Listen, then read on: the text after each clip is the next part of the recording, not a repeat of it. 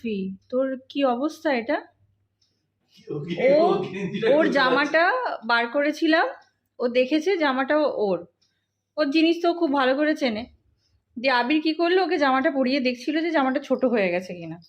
আচ্ছা তোমরা না ইগনোর করো, এই চপ্পল, এই দেখতে পাচ্ছ একটা ছোট ন্যাকড়া টুকরো, আমার নতুন একটা জুতো যেটা কেটেও শেষ করে দিয়েছে, দিয়ে ওকে নিয়ে এখানে বসে আছে জুতোটাকে। দেখো অবস্থা। এই একটা কোথা থেকে পেয়েছে টুকরো ন্যাকড়া, সেটাকে নিয়ে এসেছে এখানে। সমস্ত কুশানগুলো আমার কেটে টুকরো টুকরো করে দিয়েছে, আমি কিনতেই থাকছি আর ও কাটতেই থাকছে। এই দেখো দেখো দেখো দেখো, জামাটা এবার খুলবে। জামাটা পরার জন্য বায়না করলো, আবির ওকে পরিয়ে দিল। পরানোর পর একটু টাইট হয়েছে আর কি, কিন্তু এত টাইট বলে ও আর খুলতে পারছে না, তখন থেকে এটার পেছনে স্ট্রাগল করেই চলেছে। এই যে এই যে খোল। আবির বলছে আজকে হচ্ছে এটা তোর টাস্ক, তুই জামাটা কি করে খুলতে পারিস আমি সেটা দেখি। প্রাণ ধরে চেষ্টা করছে ও তখন থেকে জামাটা খোলার জন্য, আবার হাঁপিয়ে গিয়ে আবার ওইরকম চিৎপটাং হয়ে শুয়ে থাকবে ও।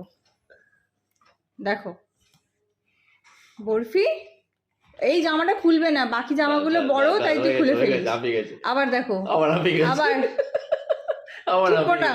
চিৎপটাং আবার। এই জামাটা আগের বছর সরস্বতী পুজোতে হলুদ পরতে হয় বলে ওকে আমি কিনে দিয়েছিলাম, এবছর সেটা ছোট হয়ে গেছে। ওকে অন্য জামাগুলো পরালে ও কি করে বলো তো, খুলে দেয়, এইভাবে ঘষে ঘষে খুলে দেয়। এটা একটু ছোট, সেই জন্য খুলতে পারছে না বলে বড্ড বিরক্ত হচ্ছে। জামা পরতেও দেরি আর জামা খুলতেও দেরি, এরকমই একটা অবস্থা ওর। যা চান করবি যা, অনেক হয়েছে। ওরে পাস, হাম ছোড়েগা নেই।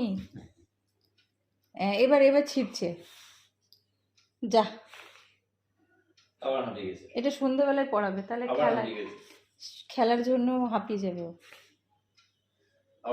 ঘর দৌড়ের এই হচ্ছে অবস্থা আমাদের বরফির জন্য, কিচ্ছু রাখা যাচ্ছে না।